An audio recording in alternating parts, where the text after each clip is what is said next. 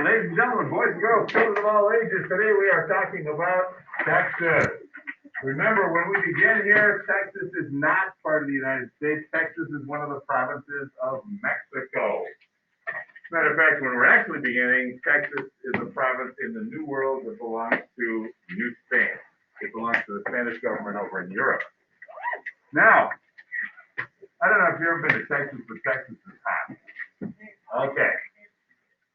My favorite quote about Texas, about how hot and rugged it is in Texas, comes from the 18th president of the United States, Ulysses Grant, when he was a general. Even before the Civil War, and he got to be so famous, he was stationed in Texas for a long time. He was stationed in southern Texas for a long time. He went down into the Mexican War. He hated being hot like that, and he once said about Texas, if I owned hell in Texas, I would sell Texas and live in hell. So he really didn't think a whole lot about Texas. So let's talk about it, see what we got in Texas. Hey, hi. All righty. In the year 1821, a man named Moses Austin, I know what you're thinking, is Moses supposes are roses, the Moses supposes erroneous. You guys don't know that one, huh? No. Oh, boy.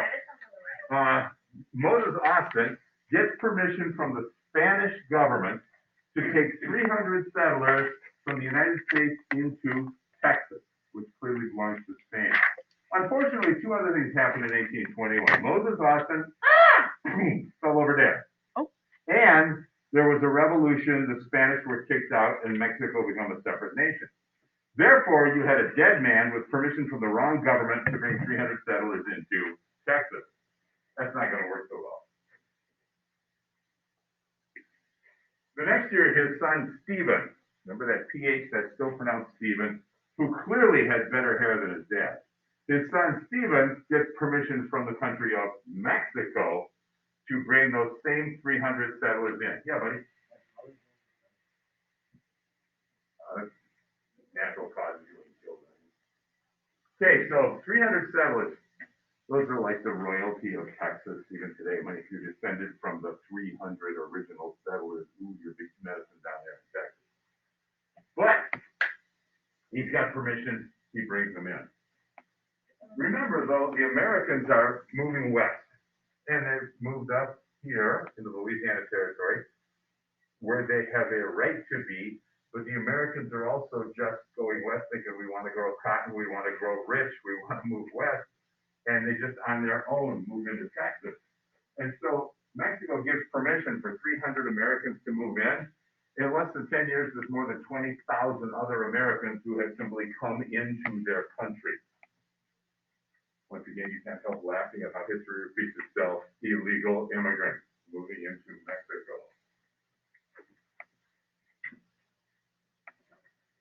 Hi, Claire, did you check into the office, huh? Yeah. Okay. Now,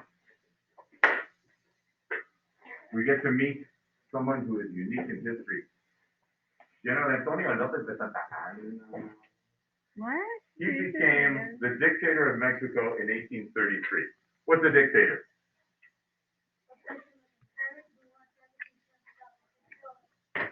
A tyrant who controls the country. Do you realize with all the horrible things, for example, that Adolf Hitler did, he never broke a German law because they made him dictator. So whatever came out of his mouth was the law. So he never broke the law, although he did horrible things. Well, General Antonio López de Santa Anna became the dictator of Mexico. Whatever comes out of his mouth is the law in Mexico after 1833. Yes, ma'am. Can you say his name again? General Antonio López de Santa Anna. I'm not making fun of Spanish. I just want it in a way that you will never forget it. If you go to any of the high schoolers and say, who's that guy that was dictator of Mexico? They'll say, General Antonio López de Santa Anna. Okay. Anyway, he was a unique figure in history. Usually what happens with dictators is when they finally fall, they're gone. All right? Saddam Hussein, hanged by his people. Mussolini, hanged by his people. Hitler committed suicide. You just run through the dictators of history. You know, Julius Caesar stabbed by his compatriots. Not so with Santa Anna. Santa Anna is unique in history because what he would do would be he would take over, and at some point in time, he would get the country running really, really smoothly. He was an incredible administrator, and Mexico was a mess. I mean, remember what a national government does. It takes care of harbors and roads and bridges and takes care of the post office and all kinds of things. And Mexico couldn't get anything done. I mean, it was just a complete mess up. Then along comes Santa Anna. And Santa Anna is this incredible organizer. He becomes dictator. They give him these powers, and he gets the Mexican government running smoothly. I mean, he really was a great administrator. Unfortunately, he was not a great general, but he really liked the uniform and the pretty stuff. And he would come downstairs sometimes and say, ha, ha, ha, I'm going to fight a war.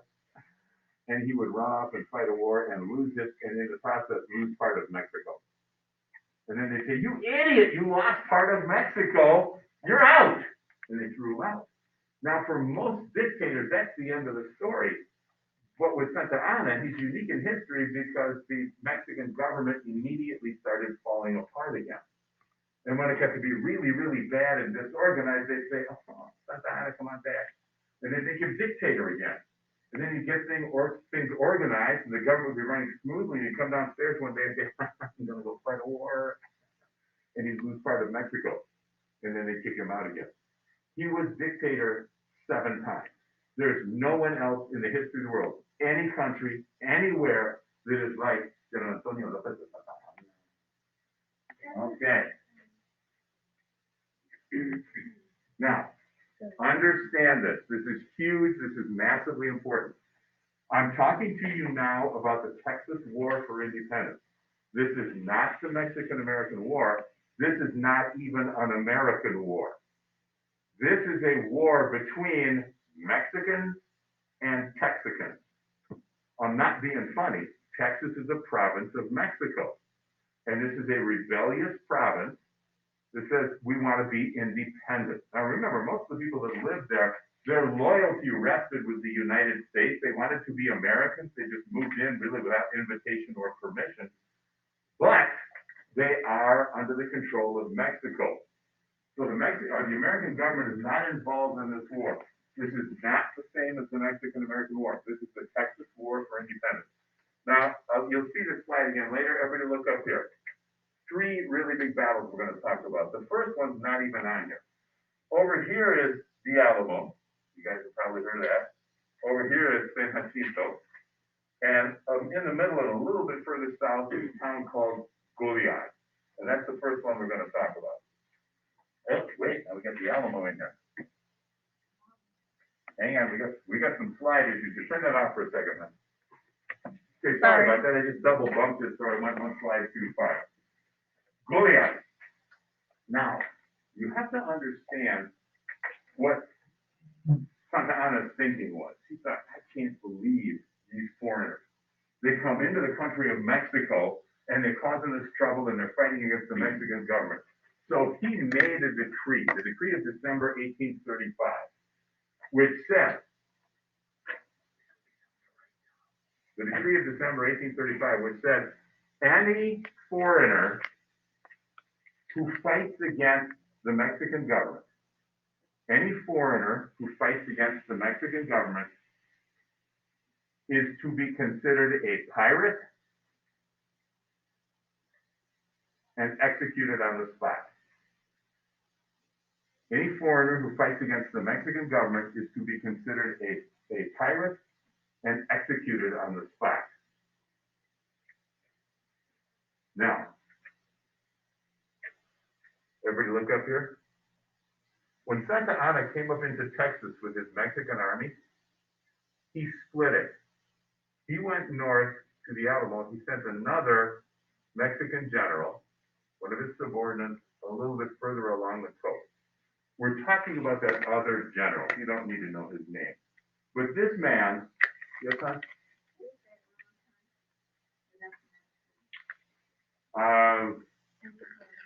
What? Oh, any foreigner fighting against the Mexican government is to be considered a pirate and to be executed on the spot. Guess what? 1835. Okay. So, this other general was not a peacock. He was not somebody who just wears the uniform. He was a real professional soldier. He understood about soldiering, he understood about combatants and how they should be treated. And so he outmaneuvered a small Texas army and at a place called Goliad, and he said, "Will you surrender? Otherwise, it's going to wipe you out." And the Texans said, "You're going to kill us anyway because we know about this decree of December 1835. And this other general said, "No, I tell you what, I'm not the dictator. I'm not Santa Anna. So I can't promise you anything except what I will do. And I promise you, if you surrender, I will write a letter to Santa Anna and I will tell him you are not pirates. You are combatants. You are soldiers and you should be treated as prisoners of war, not executed." And on this man's word, the Texans surrendered. And he grouped them with some other prisoners that he had captured along the way. And he did exactly as he had said, because this Mexican general was a very honorable man. And he wrote the letter to Santa Anna saying, "These are combatants, man. Please treat them as prisoners of war." And on Palm Sunday, he received a notice back that said, "No, they're pirates. Kill them." And so the Mexican soldiers, on Santa Anna's orders, came into the enclosed area where these prisoners were being held and either shot or bayoneted almost all of them. A couple of them escaped to tell what had happened. But some of them were even tied up. They just executed the prisoners. And so this was considered just a horrible thing, which it was. And that kind of fired up the Texans. So their first thing they yelled was actually, "Remember Goliath." Yes, sir.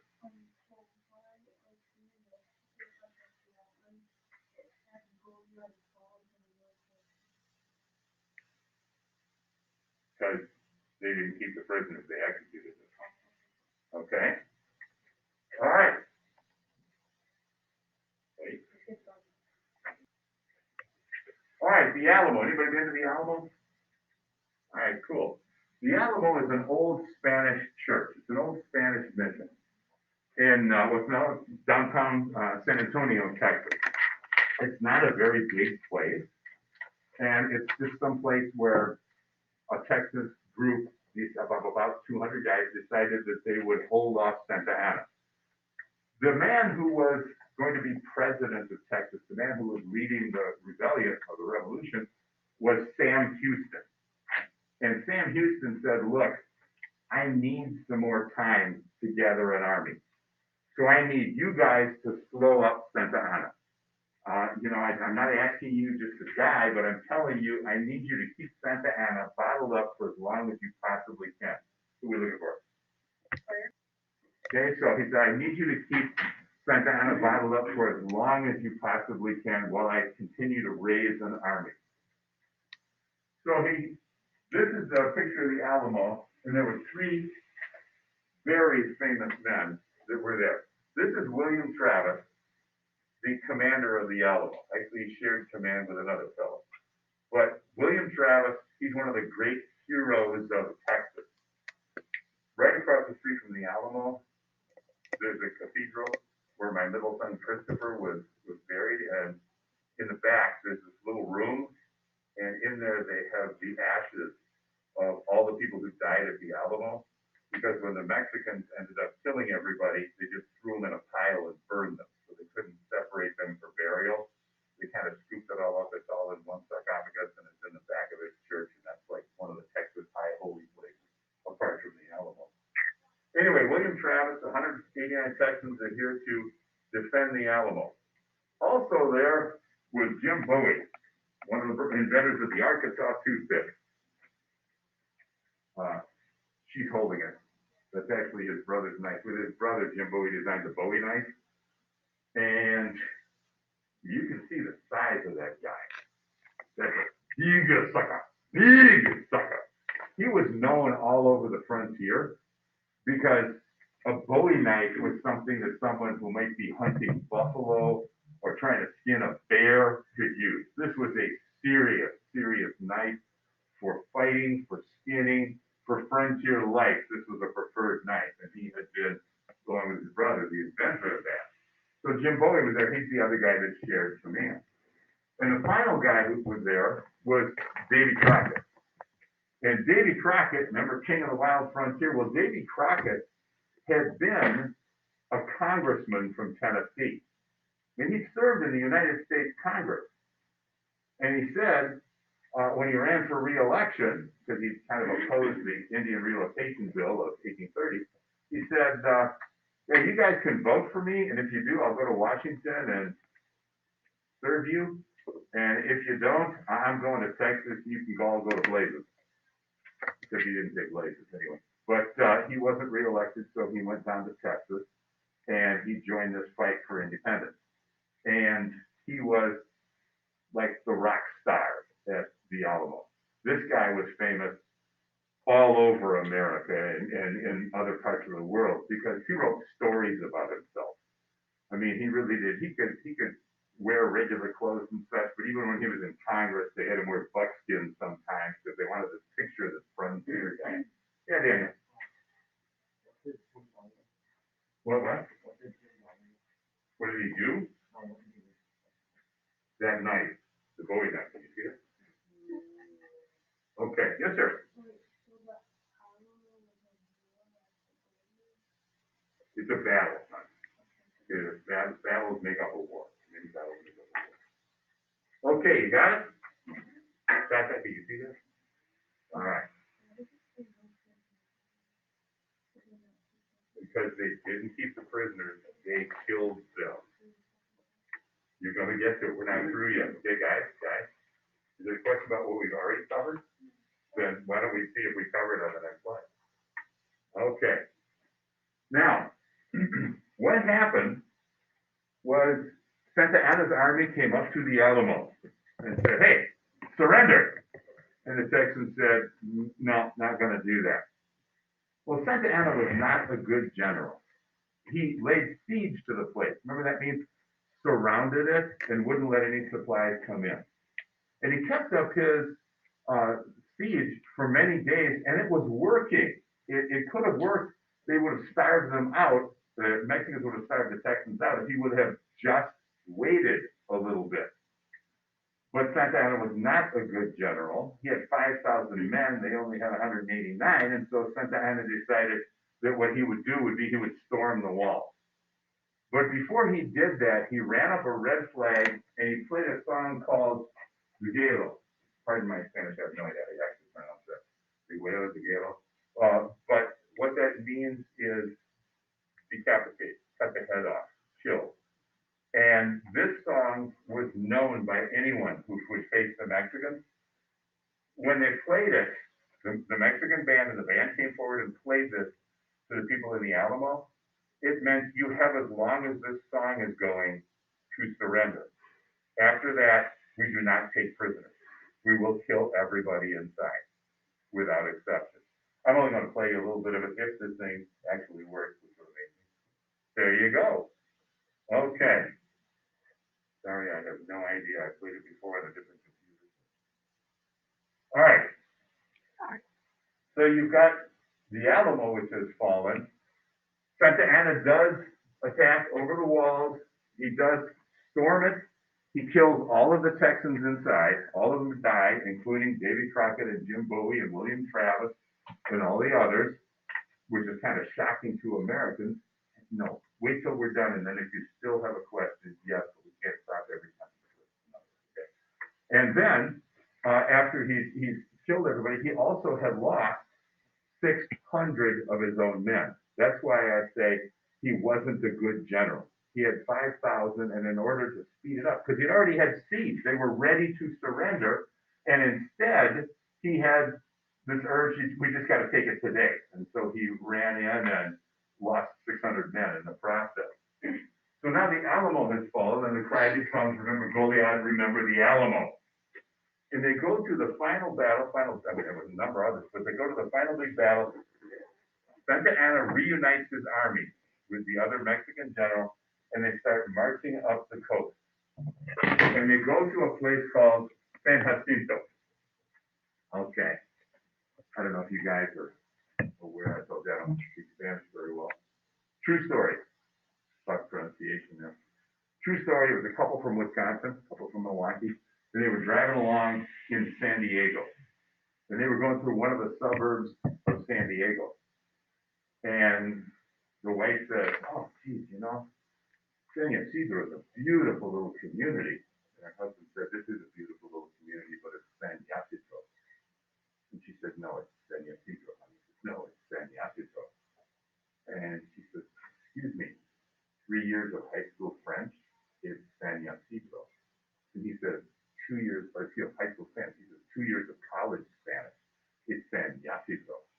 And so they get into one of those loving arguments like, "No, it isn't, dear. Oh, you're sorry, you're wrong, honey. It's yes, San Ysidro. It's San Ysidro." They're having this big argument. Great, we'll ask a local. So the driver pulls over, goes into the first parking lot that he can, and they're just waiting by the sidewalk. In a few minutes, the man walks by, rolls down the window. "Excuse me, sir, could you come over here? We're having a little argument about pronunciation. Could you tell us where we are right now?" And the man looks at him kind of funny and says, "Dairy Queen." Okay. He thought it was funny. Anyway, so San Ysidro, it's up here along the coast, and Sam Houston has now made a real Texas army. He's now got enough guys that he could fight. Not as many as Santa Anna has, though. And so he's just kind of mirroring his movements, kind of following along, looking for some place where he would have an advantage. And at San Jacinto, he kind of makes his own advantage. This only turned out to be an 18-minute battle because of a mulatto woman who was known as the Yellow Rose of Texas. You ever hear that song, The Yellow Rose of Texas? No. It's an interesting thing. Our country's heritage used to be passed down from generation to generation. A lot of it through songs. So kids your age would know Dixie and the Battle Hymn of the Republic and the Yellow Rose of Texas and a lot of these songs that most kids don't even know or may never have heard of before. Well, anyway, she was on the Texas side and she was a beautiful woman. And she came in, her job was to distract General Antonio Lopez de Santa Anna. So she came into camp and she said, "Oh, General, tú eres muy macho." He said, "Oh, well." She said, "Oh, General, you are muy alta." He said, "Oh, well." And she said, "General, you come with me, we're going to make chicken." So she walked off with him. And when he got a little ways away from the camp, the Texans attacked. None of the other Mexican officers would take over the army.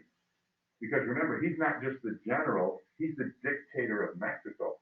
And the other generals were too afraid that if they stepped up and said, "I'm in command now, I don't know where Santa Anna is," that Santa Anna would think they were trying to take over the whole government, trying to take his position.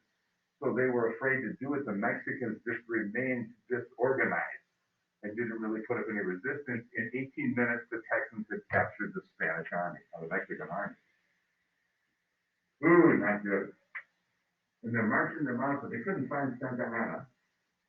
And as they're going through the lines, going into the fenced-off area where they were going to hold them, one of the privates in the Mexican army said to another one of the privates, he said, "Presidente." So he said, "Whoa.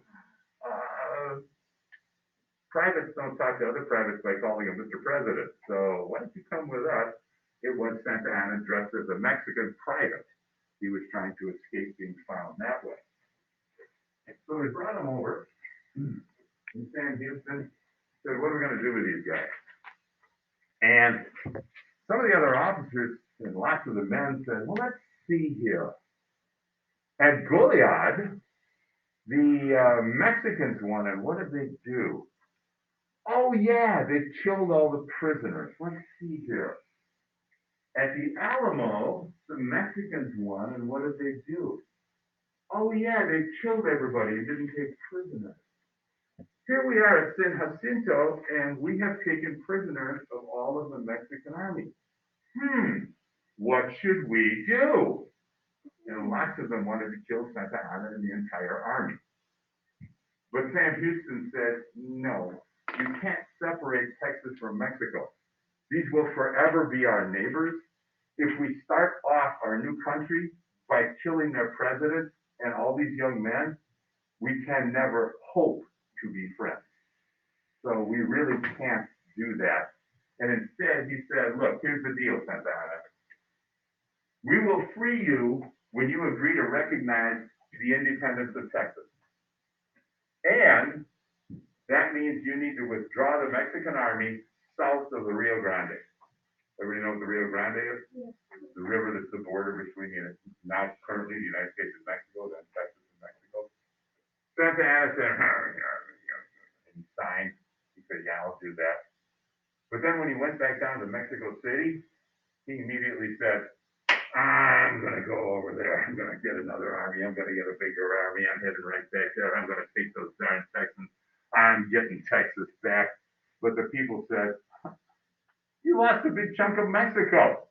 You're out of here. And they kicked Santa Anna out. He was no longer a dictator. The Mexicans never did try to recover Texas. Okay. No? This gray area, I don't know. Can you see this all right? The different colors? This is what they said were the boundaries of the Republic of Texas. It became a separate country. The Lone Star Republic. They wanted to be Americans. They felt like Americans. They can't just make themselves Americans, but they can ask if they could become Americans, which they did immediately. We don't want to be a separate country. We want to be part of the United States. But they adopted a red, white, and blue flag, but they only have one state, Texas, so it's got one star. That would be the Lone Star Republic. Yeah. Yes, sir. He was the commander of the Alamo. What? There were no Americans there. There were Texans. Yeah. So what? So what? Decree. In that case, it's the title of a document, so it's capital DECREE. Mm-hmm. All right, Decree of December 1835. All righty, we good? You may turn